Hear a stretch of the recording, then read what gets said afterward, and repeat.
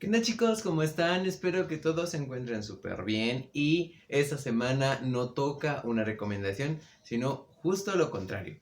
Así que si quieren saber pues qué onda con este título, pues bienvenidos a Rockbook.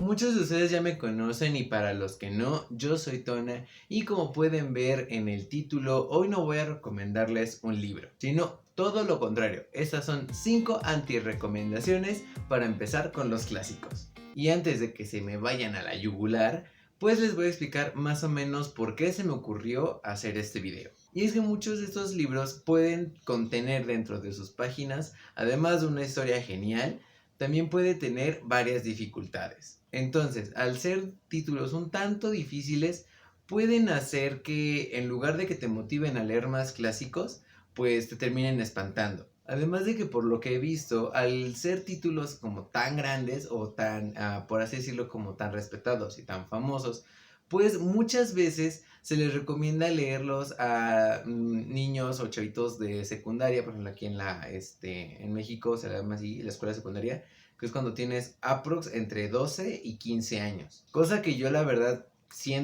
pienso, la verdad lo creo con todo mi corazón, que es un gran error. ¿Por qué? Porque al momento de tener precisamente esas dificultades y a una persona que no está acostumbrada a leer, le das eso, pues lo único que vas a conseguir es espantarlo y que no vuelva a tocar un libro en su vida. Y lo sé porque eso tal cual a mí me sucedió. Entonces, pues estos títulos son grandiosos, son muy grandes, son muy famosos, pero como tienen algunos tienen dificultades como un tanto específicas, pues lo único que hacen es quitarte el interés por leer. Cosa que cuando ya tienes un poquito más de práctica con la lectura y con la lectura tal vez de clásicos, pues no solamente te gustan, sino que hasta te motivan a querer leer más sobre esa época. Y estas 5 anti-recomendaciones van tanto para los que apenas están iniciando en el mundo de la literatura, como los que intentan incursionar en la parte de los clásicos. Y es que quieran que no, al momento de pensar en clásicos,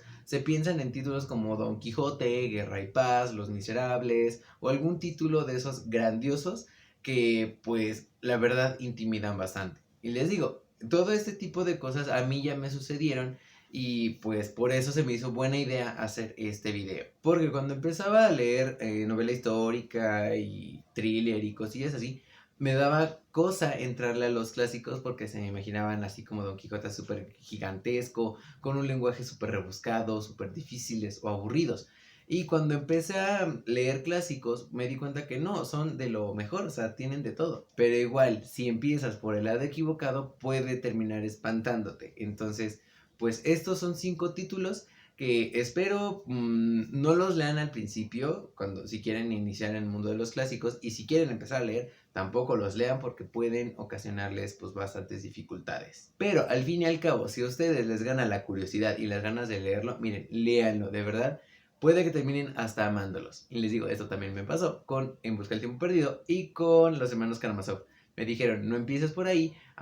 Fui de terco y los leí y me terminaron encantando. Pero eso sí, me costaron muchísimo más trabajo. Entonces, habiendo aclarado todo ese punto, pues ahora sí podemos empezar con el primer título. Que de hecho, creo que sí es muy común que lo dejen en las secundarias o inicio de las preparatorias, o sea, hace cuando tienes unos 15, 16 años, y es las tragedias griegas, en este caso de Eurípides. Muchos de ustedes ya conocen esta edición, es el primer tomo, faltan otros 2. Y les digo en general las tragedias griegas porque he visto que les dejan leer tanto a Eurípides como a Sófocles como a Esquilo o pues a los cómicos como Aristófanes o Plauto o algunos de esos vatos, ¿no?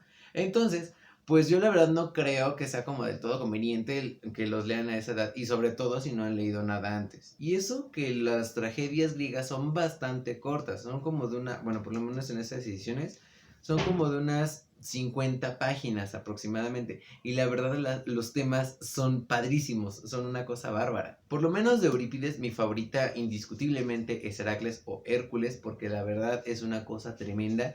Yo me la pasé mordiéndome las uñas durante toda la tragedia. Igual ya tienen sus reseñas, se las dejo en ahí para que puedan verlas porque ya hay 2 videos. En total son, creo, 6 mini reseñas dentro de esos 2 videos. De ahí les va el porque creo que no es como tan buena idea leer, bueno, dejar estos libros para que los chavitos los lean. Y es porque como es una época tan distante a la de nosotros, el lenguaje que ocupaban esos señores barbones con toga, como les digo de cariño, es muy diferente al que estamos acostumbrados a utilizar o a escuchar. Entonces, eso ya es de por sí una dificultad. O sea, como es una obra de teatro y son puros diálogos, pues escuchas cómo hablan, o mejor dicho, te imaginas cómo hablaban en ese entonces así, y lo único que quieres es como de, amigo, ¿puedes hablarme claro, por favor? En lugar de prestarle atención a la propia trama. Entonces, imagínense ustedes, si no están acostumbrados a leer algo actual, imagínense algo de ese entonces. Va a costar muchísimo más trabajo. Pero les digo, la verdad, valen muchísimo la pena, son una cosa genial. A mí me encanta leer a Eurípides, les digo, es el único que he leído como tal de los trágicos. Me falta a Sófocles y a Esquilo y me muero de ganas por leerlos. Pero eso sí, no se los dejen a los chavitos, por favor. El siguiente título también he visto que lo han dejado muchísimas veces en las escuelas y que por lo mismo lo terminan odiando. Y la verdad es una tristeza porque este libro es genial. ¿Y cuál es ese libro? Pues La Celestina de Fernando de Rojas.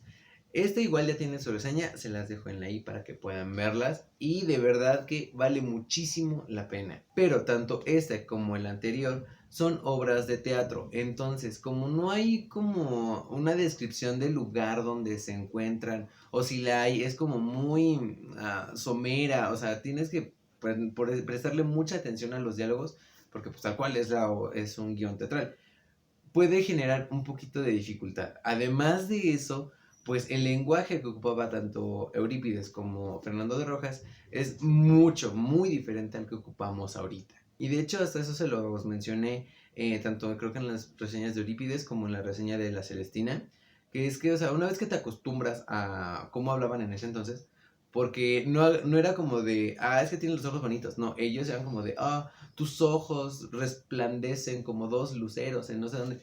Y es como de, chale, solo eso, todo eso para decirme que tengo los ojos bonitos, chale. Entonces, pues imagínense algo tan simple como tener los ojos bonitos, es tan extenso, imagínense en toda la demás obra. Y cuando estuve compartiendo este libro en redes sociales, en Instagram, en Facebook y así, pues vi que muchos terminaban odiándolo. De hecho, hasta en Goodreads ponían que es una pena que lo pongan en el instituto porque lo terminas odiando. Y es como de, no manches, pero está bien chido. O sea, el protagonista, bueno, el personaje de la Celestina es genial. Es de mis favoritos, o sea, hasta la fecha es de mis favoritos en lo que va del año. Y es una pena que lo terminen odiando porque te lo obligan a leer. Entonces, porfa, profes, no dejen leer este libro. Este libro, igual que el anterior y los que siguen, son para quienes ya estén como un poquito más acostumbrados a leer, una, y dos, a leer este tipo de libros. El siguiente título también es una obra de teatro, porque en ese entonces se ocupaba más el teatro, y es Romeo y Julieta de William Shakespeare. Esa historia, la ventaja que tiene de las otras dos es que es ya como muy conocida, entonces ya te puedes más o menos dar una idea de lo que están hablando, de lo que te están tratando. Los otros dos pues no son tan famosos, no son tan conocidos, entonces pues le entras casi a ciegas. En este no tanto, pero aún así, la forma de redactar de Shakespeare es un tanto rebuscada, o sea, sus diálogos son muy rebuscados. Y esto, pues, obviamente, pues, es por la época. Entonces, igual, si no estás acostumbrado, si no estás habituado a leer, y sobre todo ese tipo de cosas, pues, puede que termines fastidiándote porque, pues, como decimos a veces, no hablan claro. Este libro para mí fue una gran sorpresa porque no estaba como muy convencido de leerlo, porque se me hacía muy cursi, muy rosa, muy no sé, como que sentía que no me iba a gustar. Y oh, sorpresa, la verdad está genial. A mí por lo menos me encantó. Y eso que ya tiene pues, su ratillo que lo leí, tiene varios post-its. Cuando les digo que tiene varios post-its es porque la verdad lo disfruté, me gustó mucho. Y pues, ¿qué les digo? La verdad, vale mucho la pena el esfuerzo que se tiene que hacer para acostumbrarse a cómo hablaban en ese entonces. Y es que por lo menos ahorita les he dicho que el lenguaje o cómo se expresaban en esos entonces es una dificultad. Y es que de hecho en cada uno de esos tres libros, en La Celestina, en Romeo y Julieta y en las tragedias, en este caso de Eurípides, el lenguaje era muy, muy diferente. O sea, los tres son como rebuscados, pero como a su manera. Entonces te tienes que acostumbrar a esa manera. Además de que, por ejemplo, con Eurípides están los coros, los anticoros. Disculpen la lluvia, pero acaba de empezar a llover a raudales. Pero pues bueno, eso ya no lo puedo controlar yo. Les decía, en caso de los griegos está el coro, el anticoro. Entonces te puedes quedar así como de, chistosos que son o qué onda. Entonces te puedes destantear un poquito. En caso de la Celestina, al principio de cada escena te pone como una especie de resumen de lo que va a tratar esa escena. En a veces te ponen así como de, bueno, la acción que va a hacer pues el personaje y lo que está diciendo. Entonces te tienes que acostumbrar a cómo está escrito dependiendo del autor y dependiendo de la época en la que vivió ese autor. De todos los libros que les voy a comentar ahorita, pues creo que el más accesible hasta eso es Romeo y Julieta.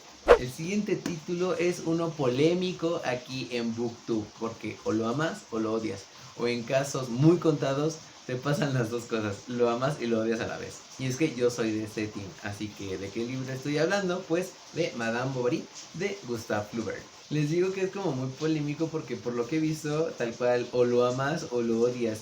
Y es que la protagonista es odiosa a más no poder. La historia en sí está muy buena, está muy chida, pero es que Emma Bovary de verdad que, de verdad que es como de, qué estrés.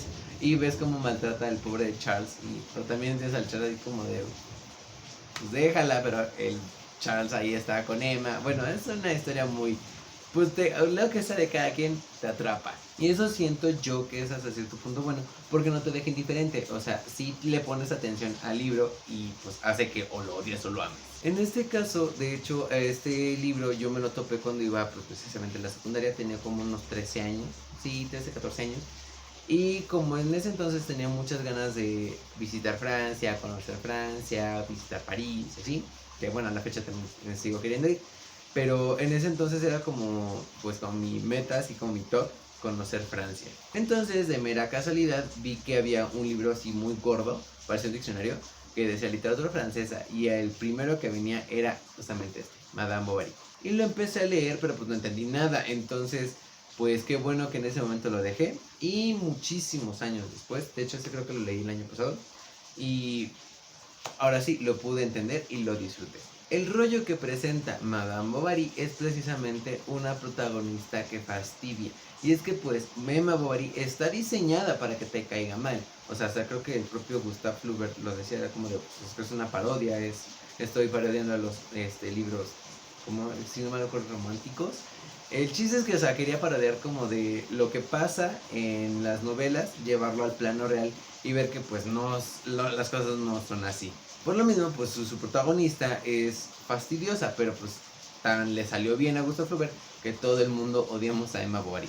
Bueno, creo que decir que todos es mucho, pero por lo menos a mí me cayó súper gorda. Pero hasta cierto punto lo entiendes el por qué la protagonista actúa como actúa, entiendes por qué es importante para el desarrollo de la trama.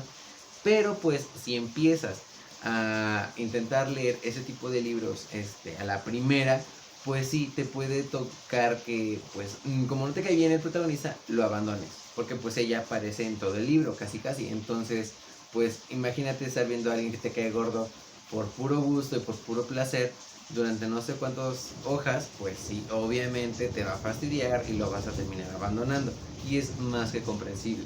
Aquí el problema de lo del lenguaje, como en los anteriores, no está tan presente, pero sí puede haber alguna cosilla por ahí que tengas que buscar en un diccionario, pero pues de ahí no pasa. Más que nada es por cómo está construida la propia novela y también cómo están diseñados los propios protagonistas, porque les digo, les pueden parecer muy exagerados o muy fastidiosos o muy excéntricos hasta cierto punto, o muy muchas cosas. Entonces eso puede generarles ciertas dificultades al momento de leerlo.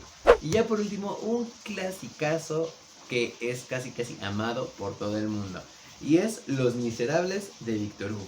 Y este libro lo pongo aquí ¿por qué? Porque para empezar es gigantesco, o sea, es como de este vuelo. Es una caja, ya lo sé, porque de hecho es en 2 tomos, pero imagínense, todo eso es un solo libro. Eso ya de por sí es una dificultad porque es como de no manches, es un tabique como de este vuelo. Y además la historia es gigantesca. Los Miserables es una obra genial, a mí me gustó mucho.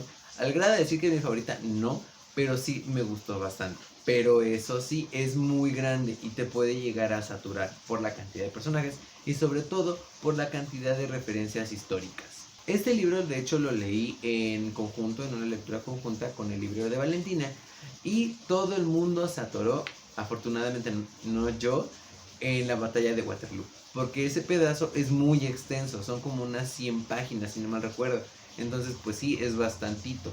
De una parte donde pues no aparece el protagonista. En este caso los protagonistas son Jean Valjean, Cosette, Marius, entre otros. El chiste es que en esa batalla de Waterloo pues casi que no sale, o de hecho no salen más que creo que hasta el final. Pero pues imagínense, vas encarrerado con Jean Valjean, con Cosette, y de repente te aparece algo de Waterloo y Napoleón, y era como de, ¿y Jean Valjean a qué hora sale? ¿Y Cosette? ¿Qué pasó con Cosette? ¿Y luego qué pasó con ese vato? O sea, te perdías mucho. Además de que como era algo meramente histórico, pues se volvía muy denso. Yo tuve la fortuna de no batallar con esa parte, pero tuve la desgracia de batallar con las que eran un poquito más cortitas, pero venían al principio de cada libro. Porque este libro, suena redundante, pero es que esta obra está dividida en varios libros. Y al principio de cada uno, pues te pone un contexto histórico. Pero pues para entender el contexto histórico, pues tienes que leerlo. Entonces es como una interrupción dentro de la propia trama. Entiendo perfectamente bien por qué Víctor Hugo lo hizo así y lo respeto, pero eso te dificulta mucho la lectura. Bueno, por lo menos a mí me la dificultó bastante. Se hagan de cuenta que muchos le batallaron con Waterloo, que era una, pero era muy gorda, pero yo no. Y al revés, yo le batallé mucho con esos pedazos que eran un poco más cortos, pero eran varios, o sea, eran muchos. Entonces, pues sí me costó un poco de trabajo. La historia, les digo, es genial. El libro es una belleza. El libro, miren, chulada de libros. Mis respetos para Víctor Hugo. Pero igual, por lo mismo que es histórico, es muy grande en muchos sentidos. No lo recomendaría para empezar a leer ni clásicos, y mucho menos para empezar a leer. Y bueno, pues ahí tienen mis 5 anti-recomendaciones para leer clásicos. Estos, por favor, traten de evitarlos un poquito en lo que se acostumbran a leer clásicos, porque los del siglo XIX como que, pues, leyendo uno más o menos te puedes dar una idea de cómo estarán los demás. Algunos son más densos, otros no tanto. El chiste es que te vayas acostumbrando más o menos a cómo se escribía en ese entonces. Habiéndote ya más o menos acostumbrado a eso, mira, ya puedes leerlos y disfrutarlos, pero sin el momento que tú quieras. Pero les recuerdo, si ustedes tienen aún así ganas de leerlo, quieren intentar con alguno de estos títulos u otros que tienen fama de muy difíciles, muy grandes y lo que sea, pero les dan mucha curiosidad, de verdad inténtenlo. En una de esas lo terminen amando. Y pues bueno, este fue el video de esta semana. De verdad espero que lo hayan disfrutado, que les haya gustado. Y pues nada, ya no me queda nada más que decirles, más que por favor, denle like, suscríbanse, coméntenme, compártanlo y activen la campanita de notificaciones para que YouTube les avise cuando acabo de subir un nuevo video. Así que pues nada, espero que les haya gustado y nos vemos en un siguiente video.